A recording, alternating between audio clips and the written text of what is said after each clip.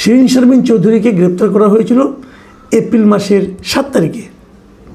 ঠিক 5 দিনের মাথায় উনি ছাড়া পেয়ে গেলেন, ওনার জামিন হয়ে গেল। ওনার বিরুদ্ধে কিন্তু মামলা ছিল প্রায় হাফ ডজন, মানে 6টার মতো। যতদূর জানি তার মধ্যে 3টাতে ওনার ব্যাপারে ফাইনাল রিপোর্ট দেওয়া হয়েছে, মানে ওনাকে দোষী সাব্যস্ত করা হয়নি একেবারেই। বাকি 3টা তদন্ত চলছে। যে মামলায় ওনাকে গ্রেপ্তার করা হয়েছিল সেই মামলায় ওনার জন্য কিন্তু পুলিশ রিমান্ড ওনাকে চেয়েছিল, আদালত রিমান্ড দেয়নি, জেলে পাঠিয়ে দিয়েছে। এবং তারপরে কদিন পরে জামিন হয়ে গেছে, এবং জামিন হওয়ার পর উনি ছাড়া পেয়ে গেছেন।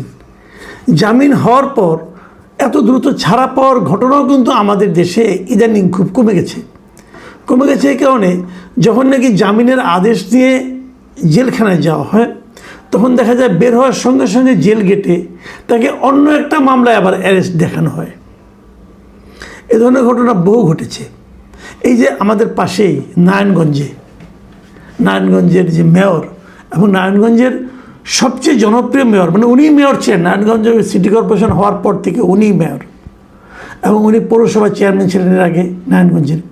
খুবই জনপ্রিয় ব্যক্তি ডক্টর সেরেনা হায়াত আইভি। ওনাকেও কিন্তু এরকম একটা নানা রকম মামলায় গ্রেপ্তার করা হয়েছে।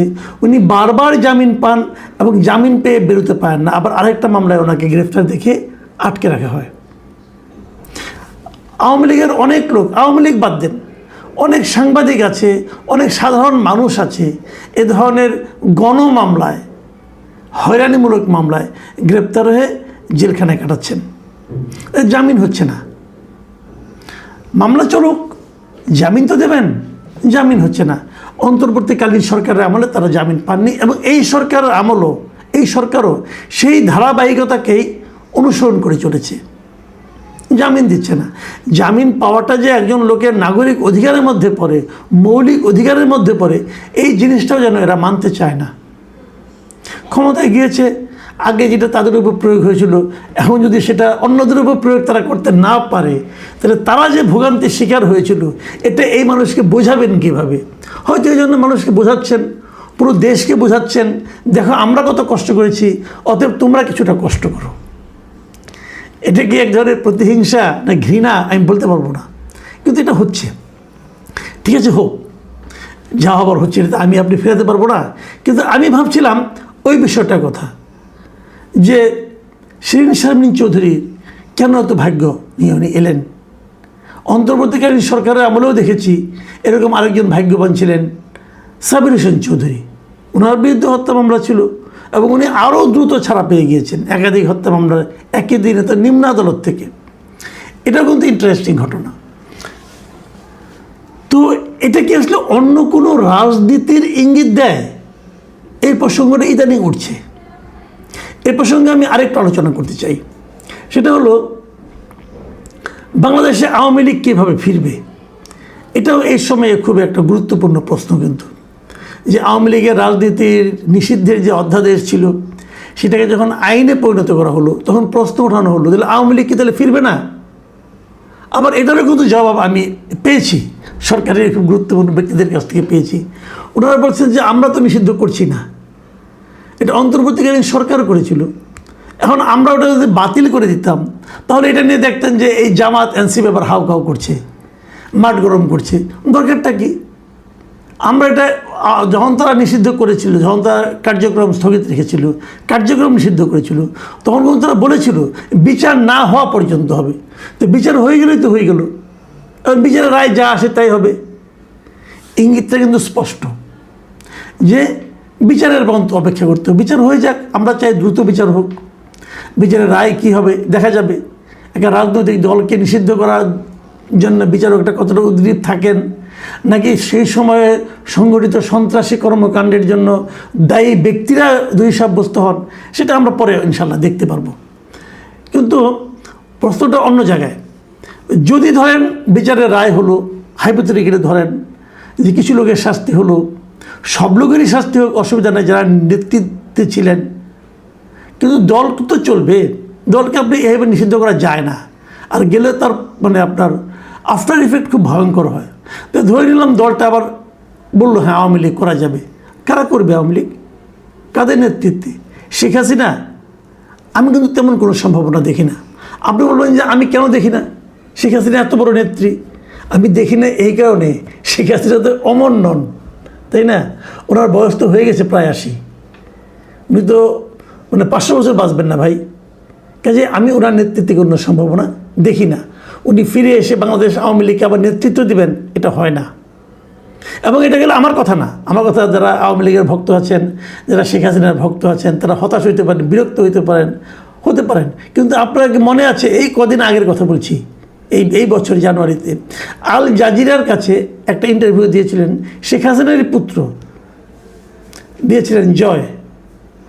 তো জয়ের সেই ইন্টারভিউতে, সজীব ওয়াজেদ জয়ের সেই ইন্টারভিউতে ওনাকে কিন্তু প্রশ্ন করা হয়েছিল। ওনার কাছে জানতে চেয়েছিল যে বাংলাদেশের বর্তমান প্রেক্ষাপটে আওয়ামী লীগের কোনো ভবিষ্যৎ আছে কি না।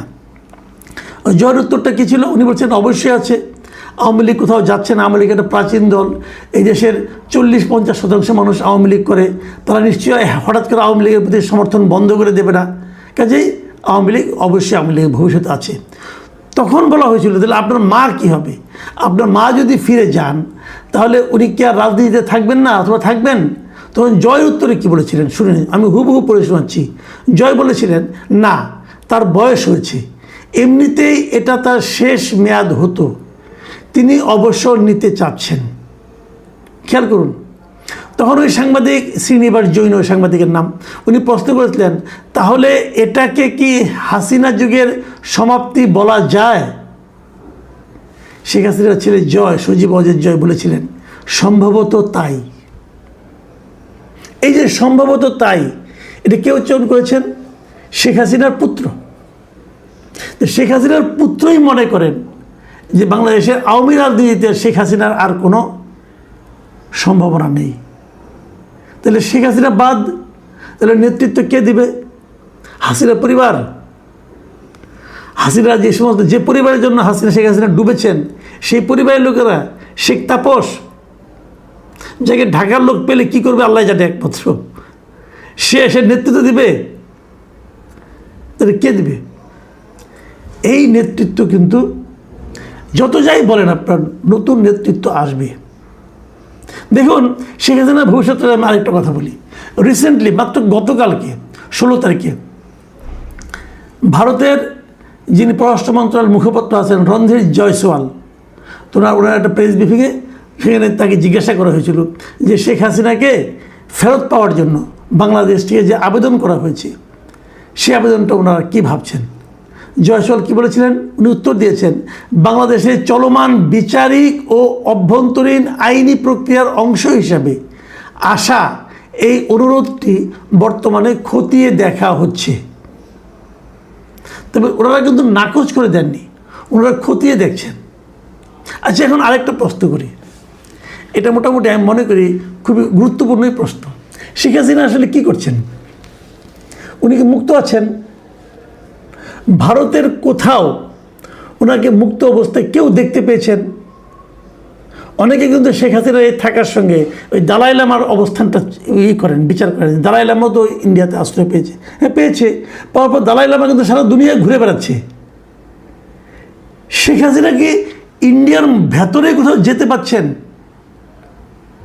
ভারতে তো অনেক আওয়ামী লীগের নেতাকর্মী আছেন, তো তাদের নিয়েও তো উনি মিটিং করতে পারতেন, এক জায়গায় বসতে পারতেন। তা কি করছেন? কোনো নিউজ শুনেছেন এরকম? ইন্ডিয়া যাওয়ার পর শেখ হাসিনা মাঝে মাঝে টেলিফোনে কথা বলেন, তার কোনো ভিডিও বার্তা কোথাও দেখা গেছে? কোনো ভিডিও কনফারেন্স কারোর সঙ্গে হয়েছে? শেখ হাসিনা কি ইন্ডিয়া বন্দি জীবনযাপন করছেন? ভারত কি শেখ হাসিনাকে নিয়ে হিসেব করছেন যে শেখ হাসিনাকে কীভাবে পোর্ট্রে করলে পর, কীভাবে তাকে সুযোগ দিলে পর বাংলাদেশের সম্পর্ক কতটুকু অবনতি হবে কি হবে না, এটা তারা বিচার করছেন? এ সমস্ত প্রশ্নের উত্তর আপনারা খুব শীঘ্রই পেয়ে যাবেন। কিন্তু আমিও তার পুত্রের মতোই বলতে চাই, বাংলাদেশে আওয়ামী রাজনীতিতে শেখ হাসিনার অধ্যায়ের সমাপ্তি ঘটেছে। যারা শেখ হাসিনাকে নিয়ে নতুন করে আবার চিন্তা করছেন, তাদেরকে কিন্তু তার পুত্রই বলে দিয়েছে এই চিন্তাটা আপনারা করেন না, বিকল্প চিন্তা করতে হবে।